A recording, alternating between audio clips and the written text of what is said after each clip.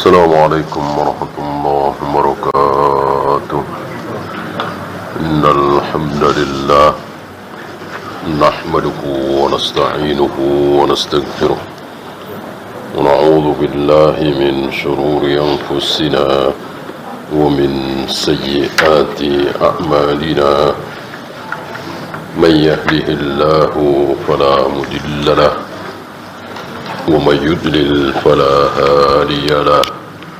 أشهد أن لا إله إلا الله وحده لا شريك له وأشهد أن محمدا عبده ورسوله وبعد.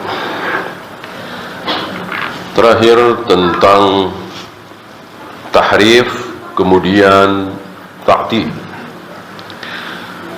Kalau tahrif adalah merubah-rubah, istawa menjadi istaula, Allah turun, yang turun bukan Allahnya tapi rahmatnya, perintahnya. Tangan Allah, yang dimaksud adalah kekuasaan Allah. Ini tahrif, termasuk juga takwil. Nah, adapun ta'til, habis, semuanya dibantah. Apakah Allah bersemayam di atas arsy? Tidak. Apakah Allah menciptakan Adam dengan kedua tangannya? Tidak. Apakah Allah menghadapkan wajahnya ke wajah orang yang sedang sholat? Tidak. Tidak semua. Maka ulama ahlus sunnah tidak ragu mengkafirkan ahlu ta'til. Bahkan bukan cuma mengkafirkan, membunuh, dihukum mati. Tentu kalau tidak mau bertaubat. Kalau mau bertaubat, tentu tidak dibunuh. Ya. Berbeda dengan berzina, zina muhsan ya. Tobat nggak tobat, ya direjam. Mencuri tobat nggak tobat, ya potong tangannya. Kalau tobat nggak dipotong tangannya, ya semua pasti bilang tobat. Tobat, saya nggak mau mencuri lagi Pak Aki. Pasti ngomong begitu kan? Biar tangannya tidak dipotong. Ya, nggak bakalan. Ya, saya mau mencuri lagi, nggak bakalan. Ya, maka mencuri, tobat nggak tobat, tangannya tetap dipotong. Berzina muhsan, tobat nggak tobat, direjam. Berzina ghairu muhsan, tobat nggak tobat, dicambuk 100 kali. Minum khamar, tobat nggak tobat, dicambuk 40 kali, dan begitu seterusnya.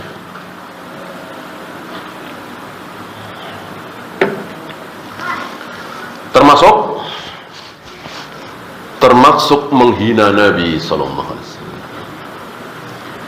Orang yang menghina Nabi maka tidak disuruh taubat. Artinya taubat nggak taubat dihukum mati. Ya. Berbeda dengan subhat-subhat itu. Seandainya Ja'ad bin Dirham mau meralat ucapannya, ya, saya yakin bahwa Allah bersemayam di atas arsy.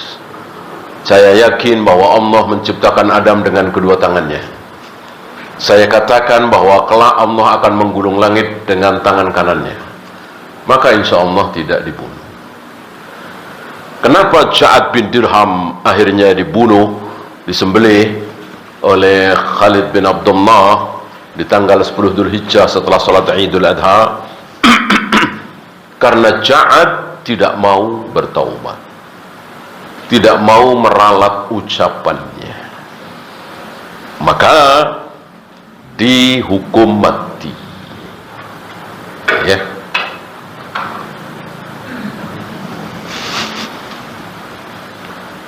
Inilah ta'til. Mu'attilah, isim fa'ilnya, pelakunya, perbuatannya disebut ta'til, menolak seluruh sifat Allah yang ada di Al-Quran dan Sunnah.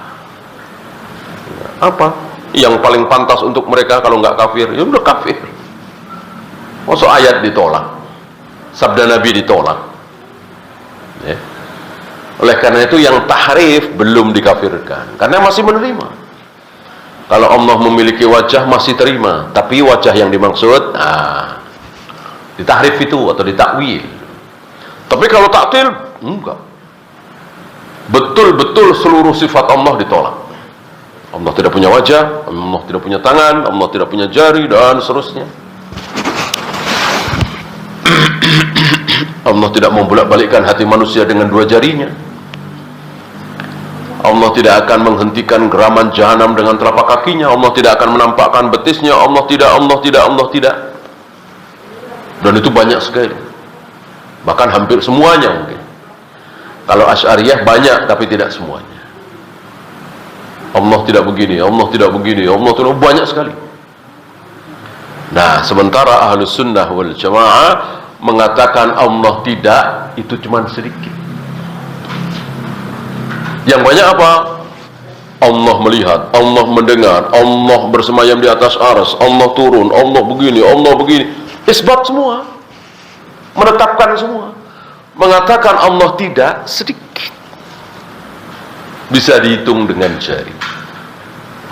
Mungkin jari satu tangan kita. Coba antum hitung. Yang pakai tidak, Allah tidak apa? Yang pernah antum dengar di Al-Quran dan Sunnah, bukan ngarang, memang di ayat, memang di hadis. Allah tidak beranak, Allah tidak diperanakkan. Lam yalid wa lam yulad. Apalagi Allah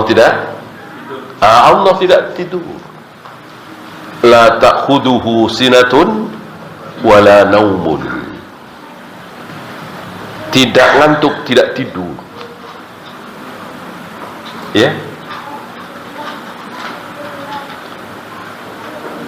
Nabi Musa pernah bertanya, "Ya Allah, apakah engkau tidur?" Nah, atau apa ya, ngilang sebentar ya. Ngeliyep, sudah tahu ngeliyep ya, mungkin semenit, mungkin setengah menit untuk menghilangkan lelah, capek, penat.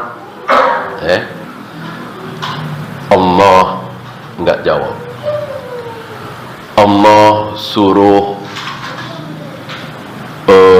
Nabi Musa memegangi dua telur, ya, entah telur apa ya, dipegangi terus, ya. Sejam, 2 jam, 3 jam, lama-lama ngantuk, ya, ngantuk sebentar, jatuh, pecah, ya.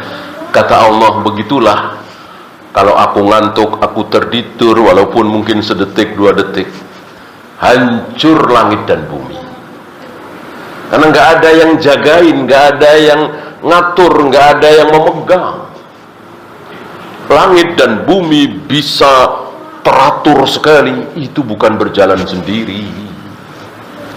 Luar biasa kita menyaksikan matahari, bulan, bintang, dan berjalan seperti itu setiap hari.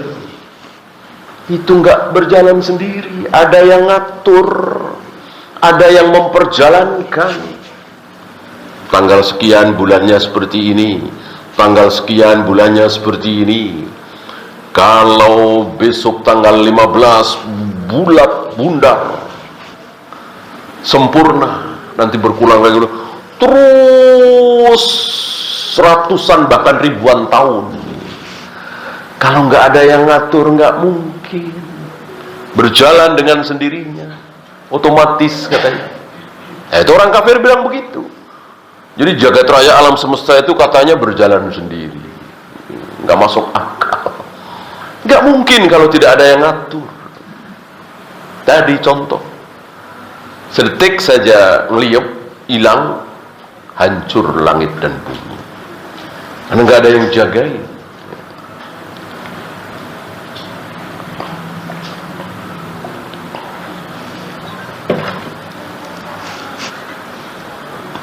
Apalagi yang pakai tidak? Sedikit sekali, sangat sedikit. Maka antum agak bingung juga ya, apa? Karena memang sedikit. Ya. Beda yang isbat. Tidak, itu kan nafi. Yang isbat banyak sekali. Ya berkuasa, ya hidup, yang mendengar, ya melihat, ya cemburu, banyak sekali. Yang tidak sedikit sekali. Ya. Nah, segitu paling. Ada yang sisa, tidak apa? Tidak bosan. Salah satu sifat Allah adalah tidak bosan. Kalau kita kan sering bosan nih. Allah tidak pernah bosan.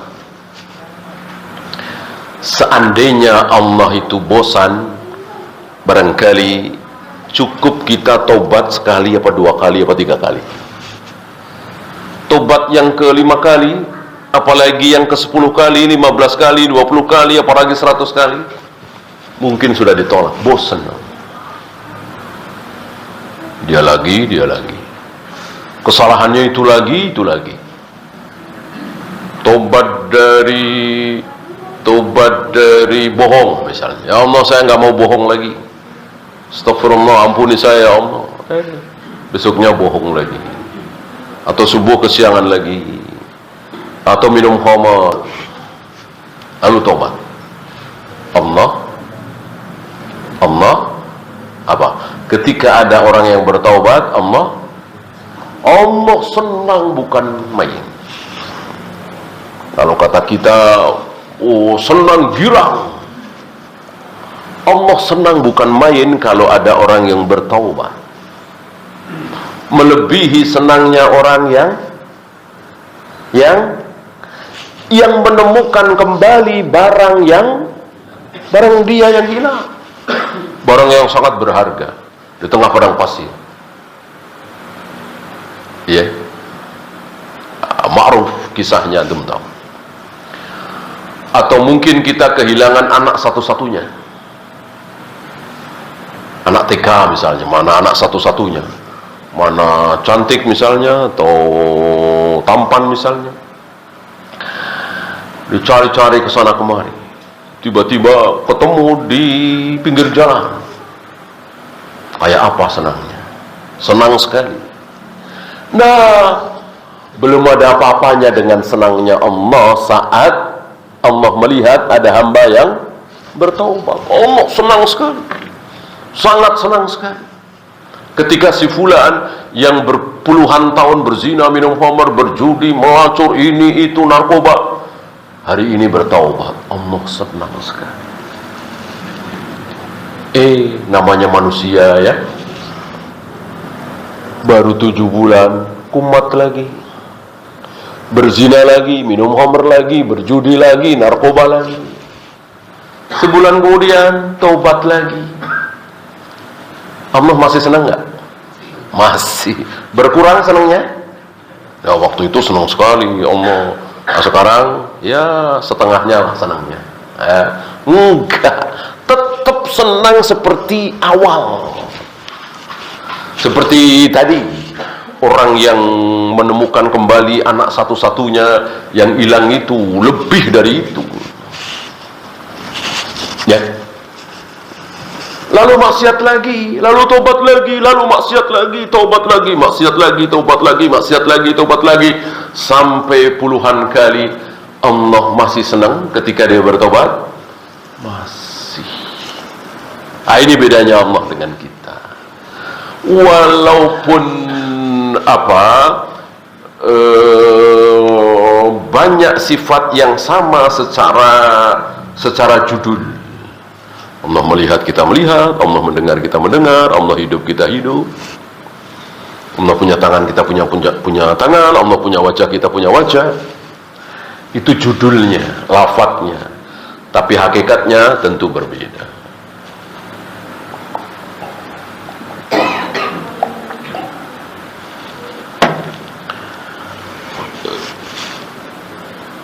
Nah, itu yang tidak bosan.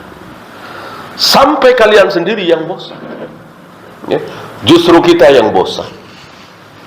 Maka dalam beribadah, dalam meraih, menuntut ilmu, mencari kebaikan, jangan sampai kita bosan. Apalagi anak-anak. Ya, maka banyak dari kita yang salah dalam mendidik anak. Sampai anak ini menjadi bosan, capek, muntah. Beda dengan Rasul. Rasul mendidik anak itu tidak dipaksakan.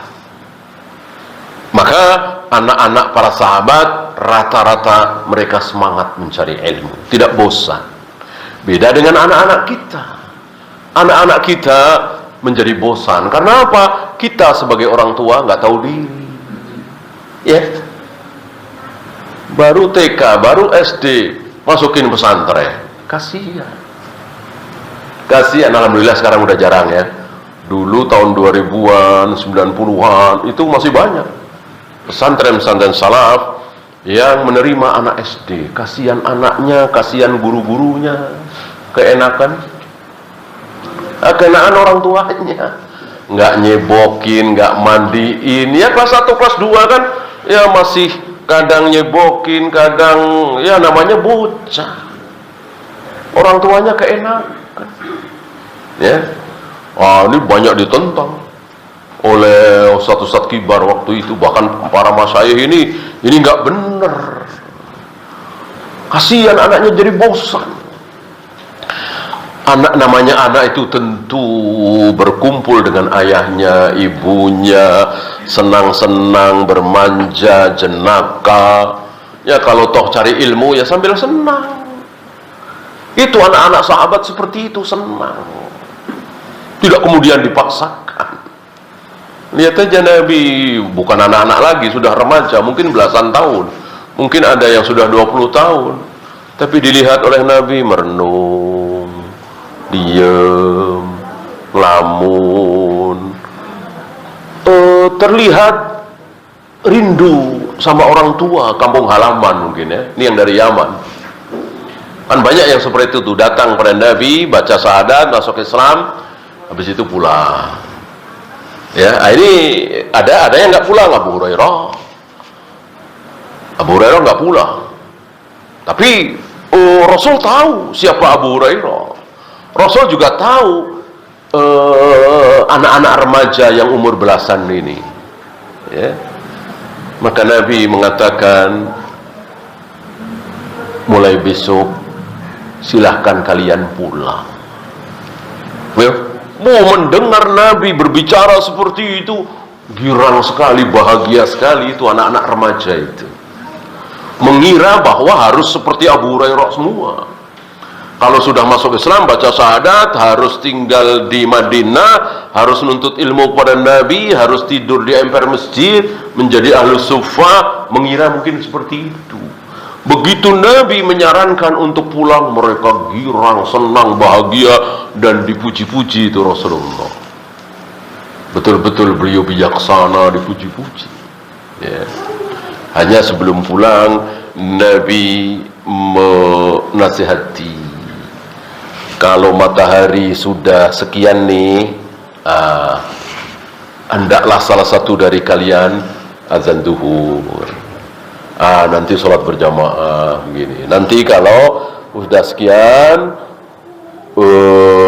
bayangan suatu benda sama panjang dengan benda aslinya untuk arah timur ya, maka sudah masuk waktu asar. Adzanlah asar begini, begitu juga isya, maghrib, subuh. Ya. Dan carilah muadzin yang tidak minta upah, tidak minta bayaran, dan seterusnya dan seterusnya. Ya. Sementara Abu Hurairah nggak ada Nabi mengusulkan, kalau engkau pulang dulu gimana, ya? Engkau di sini nggak ada keluarga, nggak ada penghasilan, sering lapar, pingsan-pingsan mulu. Nggak dibahas oleh Nabi. Karena Nabi tahu siapa Abu Hurairah. Seorang laki-laki yang sangat rakus. Abu Hurairah itu rakus-rakusnya terhadap ilmu, rakus sekali, tamak sekali terhadap ilmu. Sampai ketika Abu Hurairah bertanya, man as'adun nasi bi syafaati, siapa manusia yang paling berbahagia mendapatkan syafaatmu ya Rasul? Sebelum Nabi menjawab, Nabi berkomentar, aku sudah sangka, aku sudah mengira engkaulah manusia yang akan pertama kali bertanya tentang ini, karena saking rakusnya engkau terhadap ilmu. Kebalikan kita, ya, nggak ada rakus-rakusnya, nggak ada tamak-tamaknya terhadap ilmu, zuhud sekali terhadap ilmu, rakusnya terhadap uang, gaji, karir, jabatan, makanan, minuman, mobil mewah, rumah megah. Itulah kita. Kebalikan dari Abu Hurairah, ditinggalkan itu. Kemewahan dan kekayaan Abu Hurairah di Yaman, kan beliau bukan orang sembarangan.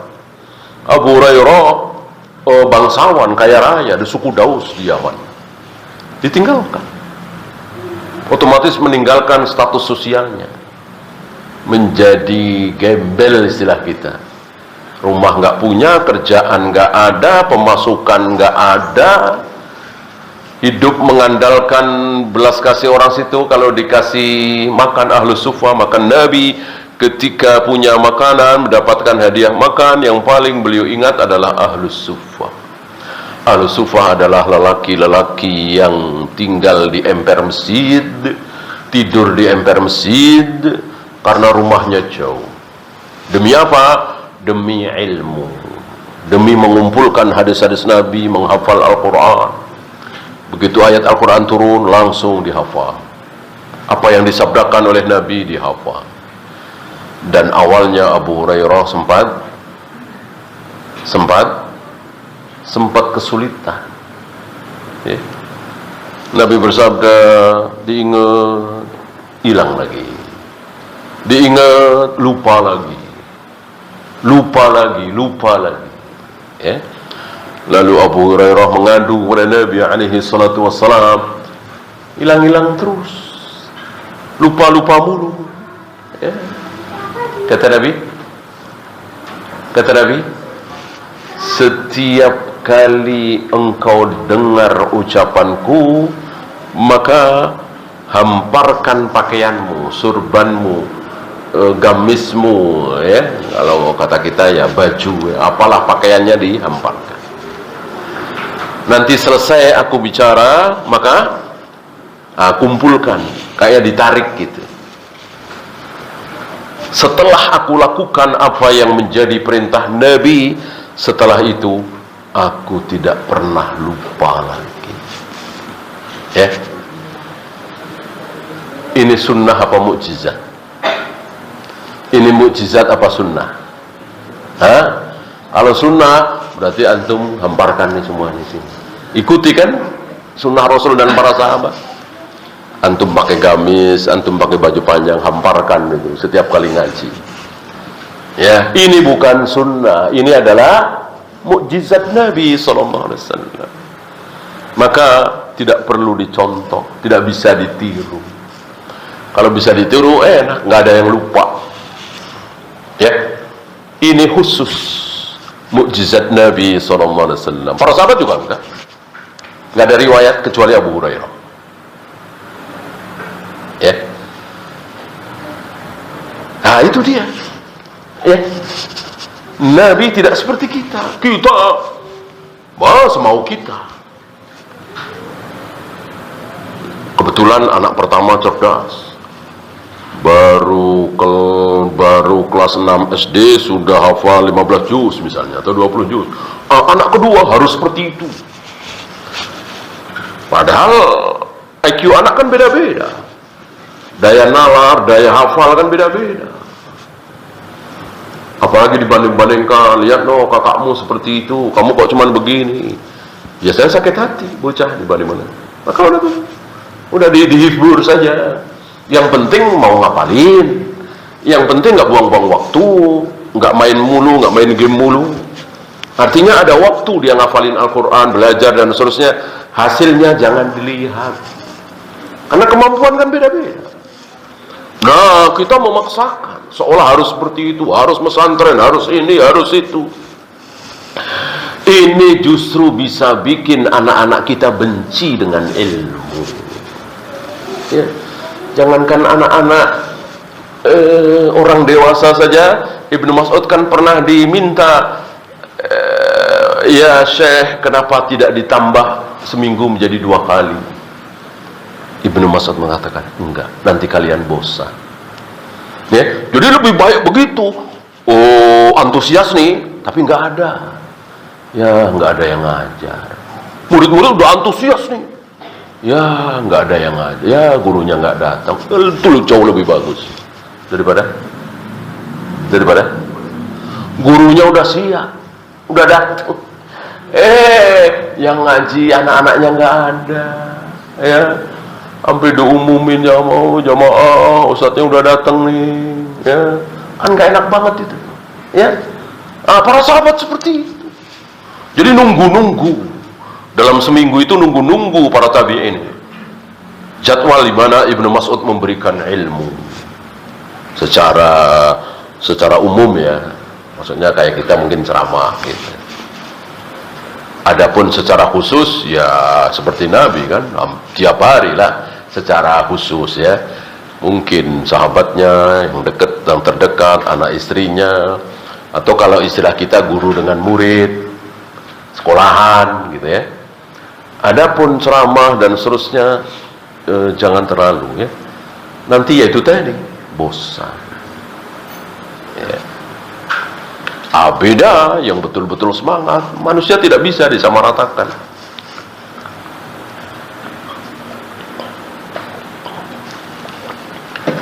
Ada orang barangkali yang belajar sehari 12 jam, 13 jam seperti Syekh Albani, masih kurang. Ya. Ada yang seminggu menyisakan waktu 3 jam, 2 jam, udah alhamdulillah mau ngaji seminggu sekali, udah alhamdulillah. Ya. Manusia beda-beda. Nah, dirangsang dengan ilmu itu supaya mencintai ilmu, gemar terhadap ilmu, tidak benci, tidak bosan. Sebagaimana anak-anak kita dipaksa masuk pesantren, akhirnya benci dengan ilmu. Yang tadinya sebelum masuk pesantren nggak ngerokok, ini malah jadi ngerokok. Ya namanya di pesantren nggak semuanya baik kan. Pengawasan ustaz-ustaznya juga nggak semuanya ketat kan. Ada yang bikin ulah begini begitu ya. Nah, maka hati-hati ini, jangan sampai membuat anak-anak kita benci terhadap ilmu. Wa min ghairi takyifin wala tamtsil. Ini ada 2, takyif dan tamtsil. Dua-duanya haram, dua-duanya salah, dua-duanya keliru. Takyif dan tamtsil. Tamtsil pasti takyif belum tentu tamtsil. Apa takyif? Kaif ya. Kaif kan bagaimana? Bentuknya seperti apa, panjangnya seperti apa, besarnya seperti apa, warnanya seperti apa. Itu takyif. Bolehkah sifat-sifat Allah ditakyif? Jawabnya tidak boleh, haram. Tidak boleh mentakyif sifat-sifat Allah. Ya, maka Maka jangan pernah bertanya tangan Allah seperti apa, sebesar apa, wajah Allah seperti apa, sebesar apa, bentuknya seperti apa. Jangan pernah. Katakan Allah punya wajah, titik. Katakan Allah turun ke langit dunia setiap sepertiga malam, titik. Katakan bahwa Allah membolak-balikkan hati manusia dengan dua jarinya, titik. Jangan diteruskan. Cukup sampai di situ. Itu takyif namanya, tidak boleh. Kemudian tamtsil. Tamtsil pasti takyif. Karena tamtsil itu bahkan lebih dahsyat dari takyif. Kalau takyif kan tidak ngikutin siapapun. Kalau tamtsil ngikutin makhluk. Tangan Allah sama seperti tangan manusia, wajah Allah seperti wajah manusia, turunnya Allah sama dengan turunnya manusia. Ini tamtsil. Ya. Masih ingat Ibnu Battuta kemarin? Kita bahas pembahasan terakhir Ibnu Battuta, ingat ya? Nah, Ibnu Battuta ini yang memfitnah Syekhul Islam Ibn Taimiyah. Syekhul Islam Ibn Taimiyah difitnah oleh Ibnu Battuta. Ibnu Battuta ini pengembara Muslim ya, mengembara. Kalau orang kafir kan punya Columbus tuh, Eropa ya. Muslim punya Ibnu Battuta. Dikabarkan katanya sampai Pulau Sumatera Ibnu Battuta itu dalam pengembaraannya itu. Nah, pulang dari pengembaraannya itu menulis pengalaman pengembaraannya itu ditulis. Salah satu tulisan begitu, ketika aku masuk ke masjid di Masqat, aku melihat Ibnu Taimiyah turun dari mimbar sambil mengatakan, Allah turun ke langit dunia persis seperti aku turun dari mimbar ini. Ini fitnah, ini tuduhan, ini tuhmah ya, yang sangat-sangat kecil dan sangat berbeda dengan tulisan-tulisan beliau, tulisan-tulisan Syekhul Islam. Karena jelas Syekhul Islam, ulama salaf yang mengharamkan tamtsil, mengharamkan takyif, mengharamkan ta'til, bahkan mengharamkan tafwid. Nah, ini jelas penyerupaan. Untuk mengenali kebohongan Ibnu Battuta ini cukup dengan mengetahui siapa Syekhul Islam Ibn Taimiyah. Kita tahu Ibnu Taimiyah tidak seperti Syekh Utsaimin, tidak seperti Syekh Albani, tidak seperti Ibnu Hazm, tidak seperti Imam Malik, tidak seperti Abdullah bin Mubarak yang dipakai oleh penguasa, dikasih tempat dan waktu oleh penguasa. Syekhul Islam mirip-mirip Syekh Albani, mirip-mirip Imam Ahmad, berseberangan dengan penguasa, tidak diberi tempat, tidak diberi waktu, tidak dimuliakan, tidak diundang ke istana oleh penguasa. Ya, maka tidak mungkin beliau dipersilahkan untuk khutbah Jumat, ngimami. Karena antum tahu dahulu itu siapa jadi khatib, siapa bisa berceramah, siapa khutbah Jumat itu harus punya izin dari penguasa. Karena dulu penguasa itu sangat peduli dengan Islam. Jangan sampai sembarangan. Oleh karena itu kalau penguasanya ahlu sunnah, ahli bid'ah nggak laku, dilarang. Sebaliknya kalau penguasanya ahlul bid'ah, maka ahlu sunnah tidak dikasih tempat. Ya, nah, seperti Saudi misalnya, penguasanya rajanya ahlu sunnah, maka ahlul bid'ah sama sekali nggak dikasih tempat. Alwi Maliki, barangkali antum pernah dengar ya, itu konon kan hafal Kutubus Sittah, Tapi matanya saya kira ya. Tidak dikasih tempat di Masjidil Haram. Kan tempatnya nggak jalan, rumahnya kan di Mekah ya. Karena apa? Ahlul bidah sama dengan di negeri kita ini, ngadain maulid Nabi, berjanji begini begitulah ya. Maka tidak dikasih tempat gitu. Sebaliknya Syekh Albani, penguasanya di Urdun waktu beliau hidup, ahlul bidah, bukan ahlus sunnah.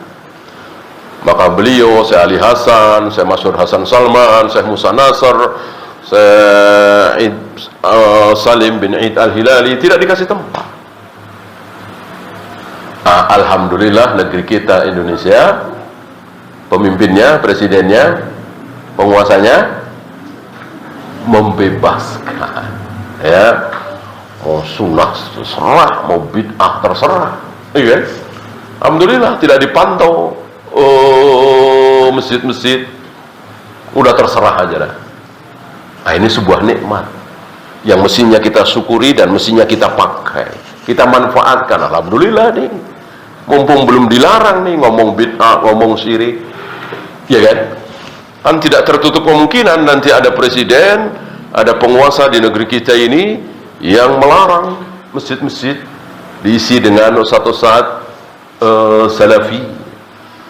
Sekarang kan baru wacana ya, dan insya Allah sulit lah, insya Allah ya. Kita jangan putus asa, kita manfaatkan. Nah, Syekhul Islam ini tidak diberi tempat oleh penguasa, maka mustahil bisa khutbah, bisa berdiri di mimbar. Nah, ini kebohongan Ibnu Battuta ya. Ditambah dengan tanggalnya ya, tanggal di mana dia ketemu dengan Syekhul Islam, dengan menulis bahwa Ibnu Taimiyah mengatakan Allah turun ke langit dunia persis seperti turunku dari mimbar ini, itu di bulan Ramadan. Ditulisannya itu di bulan Ramadan tanggal sekian. Padahal sebelum Ramadan, beberapa hari sebelum Ramadan, Ibnu Taimiyah sudah dijebloskan ke penjara. Udah jelas ini kadzabnya, dustanya.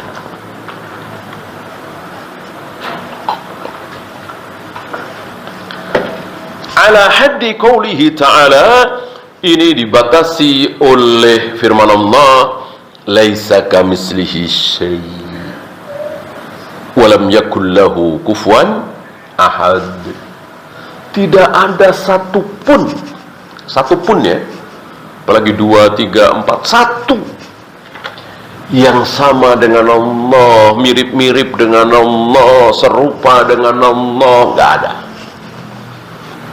Walaupun Allah punya tangan, kita punya tangan. Allah punya wajah, kita punya wajah. Allah punya jari, kita punya jari. Itu cuman judulnya, kata-katanya.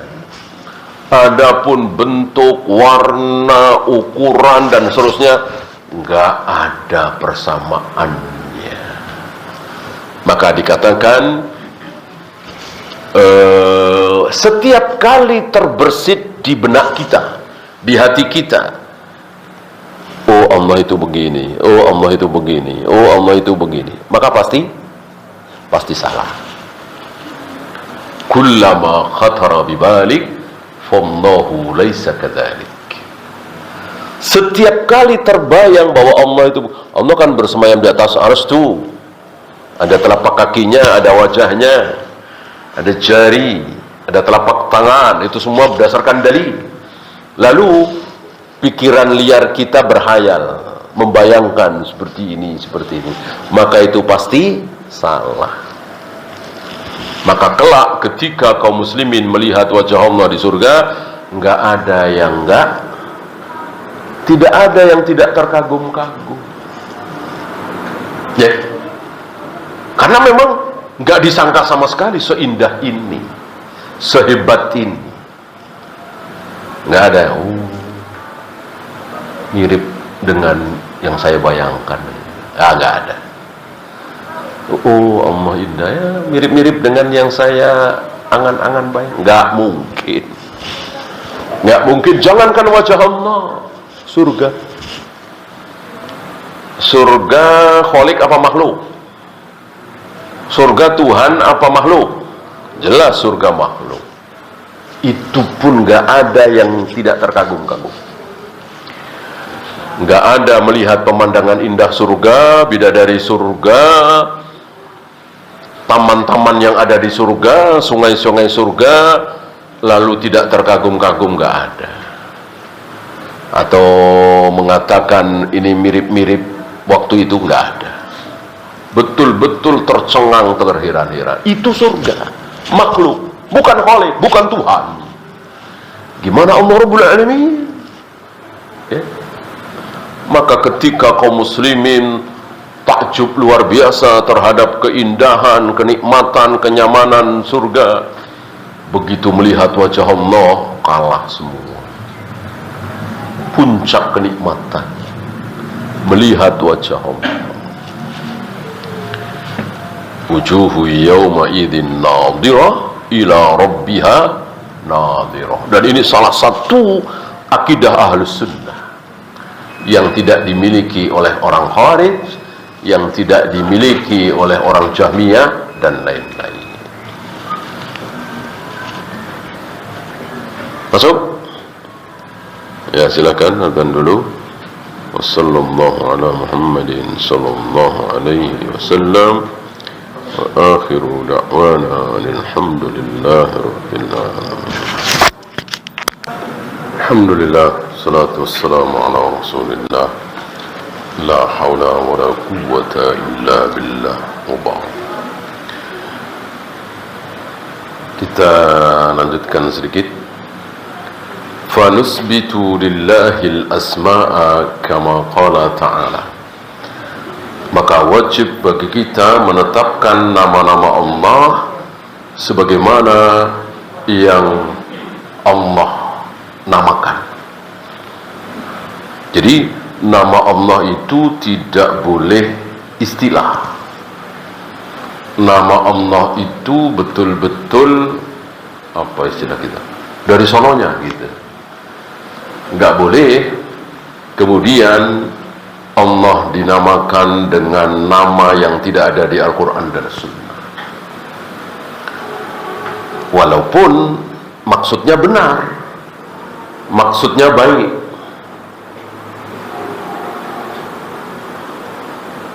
Misalnya ada orang yang mengatakan bahwa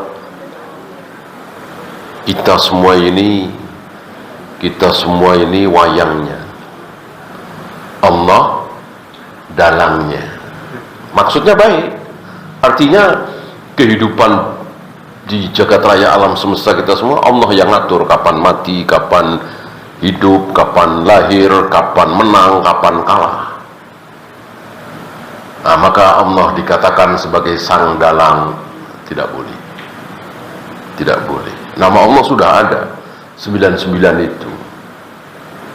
Ya, maksudnya 99 yang diajarkan kepada Nabi alaihi salatu wassalam. Ada Ar-Rahman, ada Ar-Rahim, ada Al-Malik, ada Al-Qudus, As-Salam, Al-Muhaimin dan seterusnya. Bolehkah dikurangi? Tidak boleh. Bolehkah ditambah? Tidak boleh. Ya. Walillahil asmaul husna, beliau membawakan ayat ini. Walillahil asmaul husna. Ini susunan terbalik. Kalau dalam kaidah bahasa Arab, susunan ini terbalik. Mestinya al asmaul husna lillah. Ini dibalik. Lillahil asmaul husna. Antum yang belajar bahasa Arab tentu tahu, sesuatu yang dibalik, yang di depan malah dikebelakangkan, yang belakang malah dikedepankan, itu yufidul hasar, membawa makna pembatasan, hanya gitu. Maka kalau al asmaul husna lillah, artinya nama-nama yang bagus itu milik Allah. Nah, ini dibalik. Lillahil asmaul husna, artinya Nama-nama yang baik itu hanya milik Allah. Maka selain Allah tidak boleh menyandang nama Ar-Rahman, Ar-Rahim, Al-Malik, Al-Quddus, As-Salam, dan seterusnya. Yang 99 itu. Ya. Atau sebaliknya, Allah tidak boleh diberi nama di luar yang itu. Ya. Seperti orang Nasara menyebut Allah sebagai Bapa. Jelas ini haram. Fad'uhu biha, maka serulah Allah dengan nama-nama itu, Ya Rahman, Ya Rahim, Ya Razzaq, Ya Fattah, Ya Ali.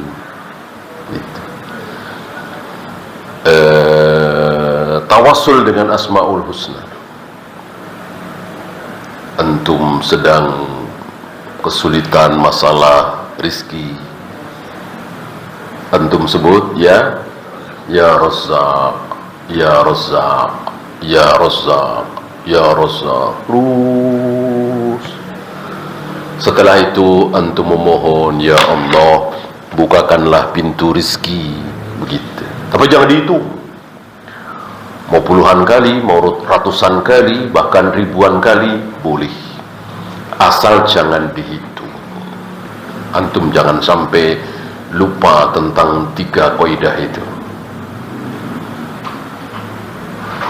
Waktu, tempat, bilangan. Jangan sampai lupa 3 kaidah itu. Kalau antum lupa, berbahaya. Bisa-bisa pahala yang antum inginkan justru malah berubah jadi dosa. Karena menentukan 3 hal tadi, maka tidak boleh kita menentukan waktu, menentukan tempat, menentukan bilangan. Biarkan Allah dan Rasulnya yang menentukan. Kita jangan menyaingi syari', jangan bikin-bikin syariat sendiri.